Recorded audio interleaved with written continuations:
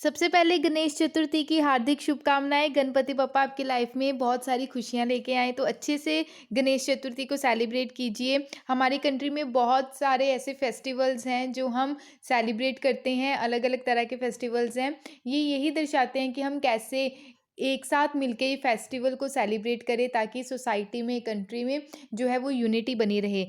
तो अच्छे से सेलिब्रेट कीजिएगा। आइए आज का जो डिस्कशन है वो हम लोग स्टार्ट करते हैं। सबसे पहले एक डे से डिस्कस करते हैं। डे जो है world suicide prevention day. Suicide के बारे में अगर बात करें तो लोगों के माइंड में जल्दी ही थॉट आ जाते हैं कि सुसाइड अटेम्प्ट कर लिया जाए, ठीक है। तो ऐसा नहीं है, ठीक है। तो सुसाइड जो है is not a solution.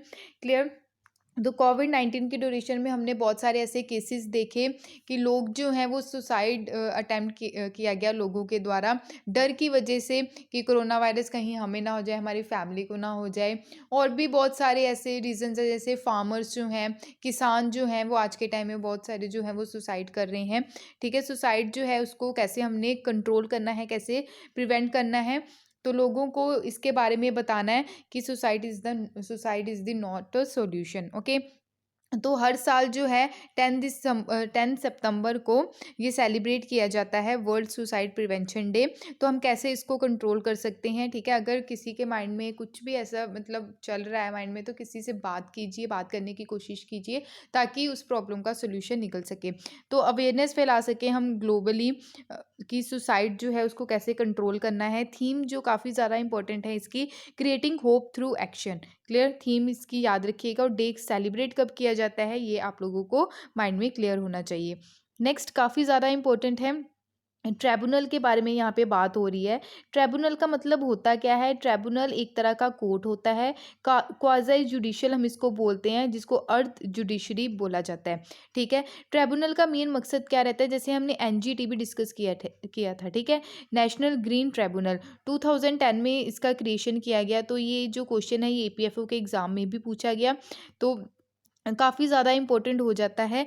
Tribunal जो है ये एनजीटी की अगर मैं बात करूँ, तो एनजीटी रिलेटेड टू जैसे पॉल्यूशन देखने को मिलता है, ठीक है। तो इस सब चीज़ों को कैसे टैकल करना है, उससे रिलेटेड जो केसेस रहते हैं वो एनजीटी ही सँभालता है, ठीक है। तो जो कोर्ट है, जैसे सुप्रीम कोर्ट, हाई कोर्ट हो गया, बहुत सारे केसेस जो हैं कोर्ट में पेंडिंग पड़े हैं। तो कोर्ट का जो बर्डन कैसे कम किया जाए, इसलिए ट्राइब्यूनल जो है वो क्रिएट किए जाते हैं सेंट्रल लेवल पे और स्टेट लेवल पे। इसके बारे में मैं डिटेल में डिस्कस करूँगी, प्लीज़ ध्यान से आर्टिकल को सुनिएगा। ट्राइब्यूनल जो अभी बात की जा रही है सीएपीएफ के लिए, यानी कि सेंट्रल आर्म पुलिस फोर्स के लिए। तो स्पीडी डिलीवर किया जाएगा जस्टिस ट्राइब्यूनल के थ्रू, क्योंकि बर्डन जो है हाई कोर्ट्स का वो कम किया जा सके इसके चलते। अगर बात करूँ मैं, ट्राइब्यूनल का मेन जो है, ट्राइब्यूनल टर्म का मेन इसको बोलते हैं, वर्ड जो है ट्रिब्यून बोला जाता है। Main magistrate of the classical Roman Republic. ये रोमन यानी कि रोमन से निकल के आया है। ट्राइब्यूनल रेफर्ड किया जाता है वर्ड ट्रिब्यून से। रोमन ऑफिशियल अंडर मोनार्की, यानी कि जब वहाँ पे था, जैसे आप जर्मनी में देख सकते हो, रोमानिया वगैरह में देख सकते हो, जब वो था किसका, हिटलर का जब राज था, तब ये सारी चीज़ें निकल के आई, ठीक है। मोनार्की सिस्टम के चलते ये सारी जो ट्राइब्यूनल थी, ये जैसे राजा वगैरह थे, ठीक है, उनके अंडर थी। तो फंक्शन जो है कि कैसे इसके फंक्शन क्या रहते हैं कि सिटीजन्स के जो राइट उसको कैसे प्रोटेक्ट करना है आर्बिट्रेरी एक्शन के थ्रू, ठीक है। एरिस्टोक्रेट जो मैजिस्ट्रेट्स रहते हैं। ट्राइब्यूनल की अगर बात करें, कोई भी पर्सन या कोई भी इंस्टीट्यूट, कोई भी अथॉरिटी टू जज, एडजुकेट और डिटरमाइन कर सकता है, क्लेम कर सकता है, कोई भी अगर डिस्प्यूट वगैरह है, ठीक है। Whether it is not called a tribunal in its title, उस टाइम ट्राइब्यूनल वगैरह जो है ऐसे इसको नहीं बोला जाता था, ठीक है।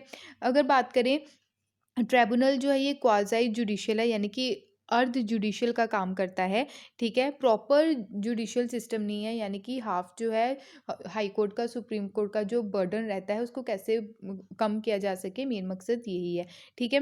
तो इसमें कंडक्ट किया जाता है बाय एडमिनिस्ट्रेटिव रहता है, एग्जीक्यूटिव ऑफिशियल रहते हैं, जैसे सिमिलर कोर्ट प्रोसीडिंग रहती है वैसे ये परफॉर्म करते हैं, ठीक है। इंस्टीट्यूट जो है ये सेटअप किया जाता है, जैसे प्रॉब्लम्स रहती हैं, जैसे एडमिनिस्ट्रेटिव प्रॉब्लम होगी, टैक्स रिलेटेड जो डिस्प्यूट्स रहते हैं वो सॉल्व करने की यहाँ पे कोशिश की जाती है। परफॉर्म जो है, यानी कि नंबर ऑफ फंक्शंस जो है इनके द्वारा क्या क्या परफॉर्म किए जाते हैं, जैसे डिस्प्यूट हो गए, या फिर कंटेस्टिंग पार्टीज़ हो गई। जैसे रहता है ना कि हम बोल सकते हैं, जैसे कोई एग्ज़ाम हो गया उसमें घपला वगैरह हो गया, तो ट्राइब्यूनल में वो केस जाएगा, ठीक है? तो एडमिनिस्ट्रेटिव डिसीज़न जो है, तो रिव्यू किया जाता है जो एडमिनिस्ट्रेटिव डिसीज़न है, ठीक है? तो उसके चलते ये जो है ट्राइब्यूनल इसके द्वारा सेटअप किए गए हैं। बात करें नेक्स्ट, जो ड्यू टू जो पेंडिंग केसेस रहते हैं कोर्ट में, तो जैसे डोमेस्टिक ट्राइब्यूनल में इसको सॉल्व किया जा सके, अदर जो ट्राइब्यूनल बनाए जाते हैं अंडर डिफरेंट स्टेटस के अंडर, ट्राइब्यूनल जो है वो सेटअप किया जाता है ताकि कोर्ट्स का जो वर्कलोड है वो कम किया जा सके, डिसीजन मेकिंग रहती है ये इंस्टीट्यूट, और प्रोवाइड करवाया जा सके, जैसे man by lawyers and experts वहाँ पे रहते हैं जो ये केसेस वगैरह सुनते हैं, ठीक है? तो डिस्प्यूट जो है इनके द्वारा वो सॉल्व किए जाते हैं, जैसे related to environment related, arm forces related, जैसे आर्मी में किसी पर्सन ने कोई क्राइम कर दिया या कुछ भी कोई भी प्रॉब्लम आ गई है, वो ट्राइब्यूनल में जाएगा, हाई कोर्ट या सुप्रीम कोर्ट में नहीं जाएगा। टैक्स से रिलेटेड जो डिस्प्यूट आ गया या एडमिनिस्ट्रेटिव जो इश्यूज आ गए, ठीक है? ट्राइब्यूनल जो है ये काफ़ी ज़्यादा इंपॉर्टेंट है। ट्राइब्यूनल जो है वो not a part of the original constitution, जो हमारे कॉन्स्टिट्यूशन में है उसका ये पार्ट नहीं है ट्राइब्यूनल, बट इनको इनकॉर्पोरेट, यानी कि पहले नहीं था ये, बट इसको इनकॉर्पोरेट किया गया, यानी कि अमेंडमेंट के तहत ट्राइब्यूनल्स को ऐड किया गया। वो अमेंडमेंट काफ़ी ज़्यादा इंपॉर्टेंट है, वो है 42nd अमेंडमेंट एक्ट 1976, जिसको मिनी कॉन्स्टिट्यूशन के नाम से भी जाना जाता है, ठीक है? तो आर्टिकल 323 इंपॉर्टेंट है। आर्टिकल 323A जो है ये डील किससे करता है? एडमिनिस्ट्रेटिव ट्राइब्यूनल से, ठीक है? यानी कि सेंटर से रिलेटेड, जैसे कैट हो गया, ठीक है? कैट हमने पढ़ा ना, central administrative tribunal, state level पे स्टेट एडमिनिस्ट्रेटिव ट्राइब्यूनल, ठीक है? तो आर्टिकल 323A डील किससे करता है? सेंट्रल एडमिनिस्ट्रेटिव ट्राइब्यूनल से। आर्टिकल 323B ये डील करता है ट्राइब्यूनल्स फॉर अदर मैटर्स के लिए, ठीक है? या फिर स्टेट्स के लिए। क्लियर? अंडर आर्टिकल 323B की अगर बात करें, ये काफ़ी ज़्यादा इंपॉर्टेंट है। इसके अंडर क्या रहता है? पार्लियामेंट और स्टेट लेजिस्लेचर क्या करते हैं? मिलके इस्टेब्लिश करते हैं ट्राइब्यूनल को, ठीक है? फॉर टैक्सेशन के लिए, फॉरेन एक्सचेंज, इंपोर्ट एक्सपोर्ट के लिए, इंडस्ट्री एंड लेबर के लिए, ठीक है? लैंड रिफॉर्म्स के लिए, जो अर्बन प्रॉपर्टी होगी उससे रिलेटेड जो मैटर्स रहते हैं उसके लिए, इलेक्शंस जो रहते हैं पार्लियामेंट के या स्टेट लेजिस्लेचर में जो प्रॉब्लम्स देखने को मिलती है उसको सॉल्व करने के लिए, रेंट या टेनेंसी जो राइट रहता है, ठीक है? उसके लिए। तो आई होप आपको इतनी चीज़ क्लियर हुई होगी। नेक्स्ट मैं अगर बात करूँ तो आर्टिकल 323A और आर्टिकल 323B ये प्लीज़ आप लोग याद रखिएगा, ठीक है? इसमें 3 एस्पेक्ट्स देखने को मिलते हैं। वाइल वाइल जो ट्राइब्यूनल्स है उसके अंडर रहता है आर्टिकल 323A जो है ये इस्टेब्लिश, यानी कि जो एडमिनिस्ट्रेटिव ट्राइब्यूनल्स हैं इसमें ओनली पार्लियामेंट ही ये इस्टेब्लिश करेगा, ठीक है? सेंटर लेवल पे। अगर बात करें आर्टिकल 323B की, यहाँ पे जो इस्टेब्लिश किया जाएगा पार्लियामेंट के द्वारा भी किया जाएगा और स्टेट लेजिस्लेचर दोनों मिलके यहाँ पे जो मैटर्स हैं, ठीक है, उसको सॉल्व करने के लिए ट्राइब्यूनल को इस्टेब्लिश करेंगे, ठीक है? अंडर आर्टिकल जो है 323A यहाँ पे ओनली वन ट्राइब्यूनल होगा, किसका? स्टेट का, ठीक है? इंपॉर्टेंट है, याद रखिएगा। ओनली फॉर ईच स्टेट और 2 मोर स्टेट्स में be establish. Clear? There is no question of the hierarchy of tribunal whereas under article 323B hierarchy of tribunals में बी क्रिएटेड। अगर बात करें ट्राइब्यूनल और कोर्ट में डिफरेंस क्या है? ट्राइब्यूनल जो है ये माइनर छोटे-छोटे कोर्ट्स रहते हैं, जो डिस्प्यूट्स रहते हैं उसको सॉल्व करने का काम करते हैं स्पेशल केसेस के लिए।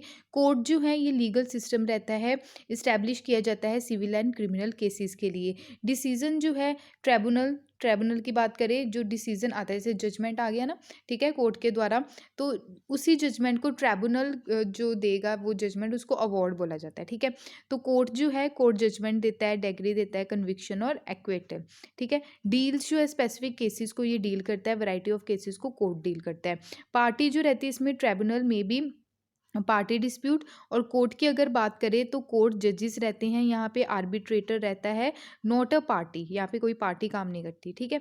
हेड किसके द्वारा किया जाता है? ट्राइब्यूनल एक चेयरपर्सन रहता है और जुडिशियल मेंबर्स रहते हैं।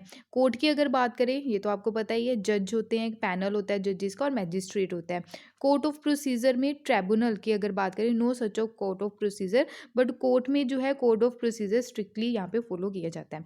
क्लियर? आई होप आपको ये डिफरेंस भी क्लियर हुआ होगा। काफ़ी ज़्यादा इंपॉर्टेंट है ये। ट्राइब्यूनल क्या है, ट्राइब्यूनल से रिलेटेड आर्टिकल्स क्या हैं, ट्राइब्यूनल पहले हमारे कॉन्स्टिट्यूशन का पार्ट था या नहीं था, अगर नहीं था और कब इसको ऐड किया गया, कौन से अमेंडमेंट के तहत इसको ऐड किया गया, ये आप लोगों के लिए बहुत ज़्यादा इंपॉर्टेंट हो जाता है। क्लियर? आई होप आपको ये सारी चीज़ क्लियर हुई होगी। नेक्स्ट जो है, नेक्स्ट आर्टिकल की अगर हम बात करें तो अभी अफगानिस्तान में जो तालिबान का कंट्रोल हो गया, यूएसए के जाने के बाद तालिबान ने अफगानिस्तान को पूरा कंट्रोल कर लिया है। ठीक है, एक एक पर्टिकुलर रीजन है जिसको पंजशीर वैली बोला जाता है, उसको भी तालिबान के द्वारा कंट्रोल कर लिया गया है। पंजशीर जो वैली है ये काफ़ी ज़्यादा इंपॉर्टेंट है, क्योंकि रशिया यूएसएसआर के द्वारा भी यहाँ पे जो है इसको कंट्रोल करने की कोशिश की गई थी, बट ऐसा हो नहीं पाया। बट अब तालिबान ने ये करके दिखा दिया। ठीक है, तो पंजशीर जो है, पंजशीर रीजन जो है ये अभी तालिबान के द्वारा कंट्रोल कर लिया गया है। ये अफगानिस्तान आप देख सकते हैं, ये पाकिस्तान है, तजाकिस्तान, उज्बेकिस्तान, तुर्कमेनिस्तान, ईरान और यहाँ पे इंडिया का जो लद्दाख वाला एरिया है ये टच करता है। ठीक है, तो पंजशीर जो है, पंजशीर वैली आपको याद रखनी है, काबुल के पास ये और जलालाबाद और यहाँ पे पंजशीर वैली जो है ये सिचुएटेड है। ठीक है, तो अभी हम बात करते हैं पंजशीर वैली के बारे में, थोड़ा डिस्कस कर लेते हैं, जो एग्जाम में आने के चांसेस हो जाते हैं। ये लोकेटेड है 150 किलोमीटर नॉर्थ ऑफ काबुल। ठीक है, यहाँ पे आप मैप में भी देख सकते हैं। ठीक है, 150 किलोमीटर नॉर्थ ऑफ काबुल से है। क्लियर? उसके आगे हम बात करें तो वैली जो है ये नियर किसके पास है, near Hindu Kush mountain range के पास है ये वैली। ठीक है, इंपॉर्टेंट है, ये याद रखिएगा। डिवाइडेड बाय पंजशीर रिवर यहाँ से निकलती है। ठीक है, ring by the Panjshir mountain in the north. ठीक है, पंजशीर माउंटेन जो नॉर्थ की ओर दिखेंगे, कुशेतन माउंटेन्स जो हैं ये साउथ की तरफ आपको देखने को मिलेंगे पंजशीर वैली में। माउंटेन टॉप जो है, माउंटेन जो है ये कवर रहता है, जो इसका ऊपरी हिस्सा रहता है ना माउंटेन का, ये थ्रू आउट द ईयर ये बर्फ से ढका रहता है। ठीक है, डिफिकल्ट है ट्रेन में एक valley of nightmare of for inventors. ठीक है, तो आई होप आपको पंजशीर के बारे में ये क्लैरिटी हुई होगी, तो काफ़ी ज़्यादा इंपॉर्टेंट है, प्लीज़ याद रखिएगा। नेक्स्ट है international year for of millets. ठीक है, दालें वगैरह, ठीक है, हो गया, फिर कनक, ज्वार, ये सारी चीज़ें, मक्की हो गई। ठीक है, इंटरनेशनल ईयर ऑफ मिलेट्स जो है 2023 डेजिग्नेट किया गया है।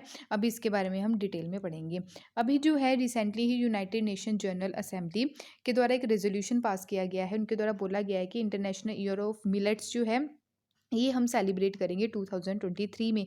प्लीज़ इसको याद रखिएगा। ठीक है, ताकि जो हेल्थ बेनिफिट्स मिलते हैं मिलेट्स को हम जब कंज्यूम करते हैं, उसको कैसे हम प्रमोट कर सकते हैं। ठीक है, तो आज की जो फास्ट फूड है उसको कैसे हम कंट्रोल करें। ठीक है, ताकि लोगों की जो हेल्थ है वहाँ उस पर इम्पैक्ट ना पड़े, ताकि जो मिलेट्स वगैरह है वो हम ज़्यादा कंज्यूम करें। ठीक है, तो बच्चे जो हैं वो दालें वगैरह कम खाते हैं, बट बच्चों को जो है ये चीज़ों की आदत होनी चाहिए। ठीक है, फॉर इंक्रीजिंग, ताकि हम इसके अलावा इंक्रीज़ भी कर सके, एक्सपोर्ट कर सके जो क्वालिटी प्रोडक्ट है, processing, agriculture and processed food product export development authority, जिसको अपेडा बोलते हैं। अपेडा का क्या काम है हमारी कंट्री में, कि जो हमारे एग्रीकल्चर से रिलेटेड प्रोडक्ट्स हैं, जैसे वेजिटेबल, फ्रूट्स हो गया, ठीक है, उसको हम अनदर कंट्रीज़ में क्या कर सके, एक्सपोर्ट कर सके।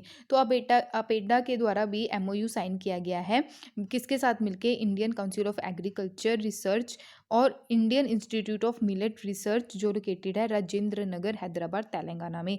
एक्सपेक्टेड यानी कि हम बूस्ट अप कर सकें फार्मर्स की इनकम। ठीक है, वैल्यू एडिशन एंड फार्मर्स की इनकम, मेन बेसिक पर्पस यही है कि फार्मर्स की जो इनकम है वो ज़्यादा से ज़्यादा जनरेट हो सके जब हम एक्सपोर्ट करेंगे हमारे जो एग्रीकल्चर प्रोडक्ट्स हैं। ठीक है, तो की फोकस इसमें क्या है एमओयू साइन करने का, कि हम प्रमोट कैसे कर सकते हैं जो कमर्शियल कल्टीवेशन है ऑफ प्रोसेसेबल वैरायटीज़ जो डेवलप की जाती है ICAR यानी कि Indian council of agriculture research और IIMR यानी कि Indian institute of millet research. ठीक है, for export and expect to promote addition of millet and cereal, जो हाई न्यूट्रिटिव वैल्यू यानी कि जो क्रियल्स हैं, दालें वगैरह जिनमें हाई न्यूट्रिशन की वैल्यू है, उसको हमने क्या करना है, एक्सपोर्ट करना है। ठीक है, तो ज्वाइंट कोऑर्डिनेशन कमेटी जो है विद रिप्रेजेंटेटिव साथ मिलकर अपेडा और ICAR IIMR इनके द्वारा सेटअप किया गया है, गोल सेटअप किए गए हैं इस MOU के चलते। क्लियर?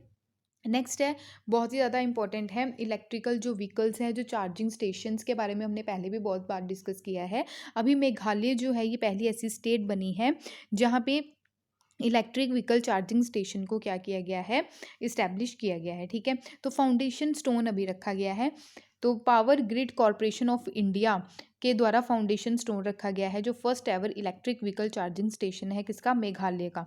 ठीक है, तो ये जो है ये डेवलप किसके द्वारा किया गया है, under faster adoption and manufacturing of hybrid and electric vehicles fame, जिसको हम बोलते हैं इंडिया स्कीम फेज 2 के under.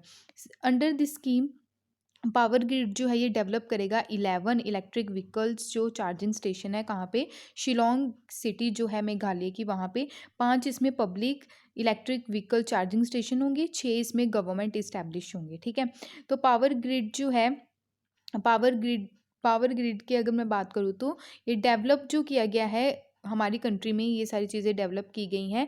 One of the market leader जो है ईवीसीएस यानी कि electric vehicle charging station business और प्रेजेंस जो है, जो मेजर सिटीज़ जैसे हो गया हैदराबाद में, अहमदाबाद, दिल्ली, बेंगलुरु, गुरुग्राम और कोच्चि में, इसको कैसे इस्टेब्लिश करना है इन सब चीज़ों को। ठीक है, तो इलेक्ट्रिक व्हीकल्स जो हैं ये काफ़ी ज़्यादा इंपॉर्टेंट होने वाले आज आने वाले टाइम में, क्योंकि जो है क्लाइमेट चेंज की कंडीशन काफ़ी ज़्यादा बढ़ रही है ग्लोबल वार्मिंग के कारण, जो पोल्यूशन देखने को मिलता है, तो इससे क्या रहेगा, तो हम पोल्यूशन भी कंट्रोल कर पाएंगे इलेक्ट्रिक व्हीकल्स अगर मार्केट में आएंगे तो। ठीक है, तो आई होप आपको ये सारी चीज़ क्लियर हुई होगी। मेघालय की मैं अगर बात करूँ, यहाँ पे सिचुएटेड है मेघालय। ठीक है, इसको टच करती है इंटरनेशनल बाउंड्री बांग्लादेश, और एक लौती स्टेट कौन सी, असम, इंपॉर्टेंट है ये। ठीक है, तो आई होप आपको क्लियर है ये। नेक्स्ट मैं बात करूँ तो IITs top centre ranking for 2021 की, तो इसमें ओवरऑल मैं अगर आईआईटी की बात करूँ, जो टॉप पे रहा है वो है मद्रास। ठीक है, फर्स्ट पोजीशन। सेकंड जो है IISc Bengaluru, IIT Bombay, IIT Delhi, IIT Kanpur, IIT Kharagpur. ठीक है, तो ये जो है आपको याद रखनी है, टॉप 10 तो आपको याद रखनी है। जो जेएनयू यानी कि जवाहरलाल नेहरू यूनिवर्सिटी है, ये 9th इसका रैंक रहा है। ठीक है, बनारस हिंदू यूनिवर्सिटी वाराणसी जो है इसका रैंक 10th रहा है। तो यूनियन एजुकेशन मिनिस्ट्री के द्वारा ये इंडिया रैंकिंग 2021 रिलीज़ की गई है under national institution ranking framework. ठीक है, तो इम्पोर्टेंट है ये। तो टॉप 10 यूनिवर्सिटीज़ जो है एक बार देख लीजिएगा। Indian institute of science Bengaluru जो है ये रैंक सेकंड रहा है, आईआईटी मद्रास फर्स्ट रहा है। बाकी जो रुड़की है एंड गुवाहाटी और जवाहरलाल नेहरू यूनिवर्सिटी बनारस यूनिवर्सिटी, ये आप देख सकते हैं। ठीक है, तो रैंक भी आप देख लीजिएगा। अगर बात करूँ मैं ओवरऑल, आप देखें यहाँ पे ओवरऑल आईआईटी मद्रास चेन्नई, तो स्कोर 86.76 रहा है। Second Indian institute of science 82.67 score रहा है। आईआईटी बॉम्बे 82.52। बस आपको ये टॉप याद रखनी है कौन कौन सी है। ठीक है, तो जो यूनिवर्सिटी की अगर मैं बात करूँ तो रैंक इंस्टीट्यूट की बात करें तो Indian institute of science Jawaharlal Nehru university Banaras. ठीक है, कॉलेज की बात करें तो कॉलेज में Miranda house Delhi, lady Shri Ram college for women new Delhi, Loyola college Chennai. Engineering college की बात करें तो टॉप पे रहा है Indian institute of Madras Chennai, Indian institute of Delhi new Delhi, Indian institute of technology Bombay Mumbai. Management की बात करें तो Indian institute of management Ahmedabad top पे रहा है मैनेजमेंट की फील्ड में। Indian institute of management Bengaluru में, Indian institute of management Calcutta. ठीक है, मेडिसिनल कॉलेज जो है, मेडिकल कॉलेज जो है उसमें से टॉप पोजीशन पे रैंक रही है एम्स न्यू दिल्ली की, all India institute of medical sciences new Delhi, post graduate institute of medical education and research Chandigarh. ठीक है, चंडीगढ़ जो है मेडिकल कॉलेज सेकंड पोजीशन पे रहा है। तो ये जो पंजाब के जो एग्ज़ाम है उसमें पूछा जा सकता है। ठीक है, क्रिश्चियन मेडिकल कॉलेज जो है विलौर।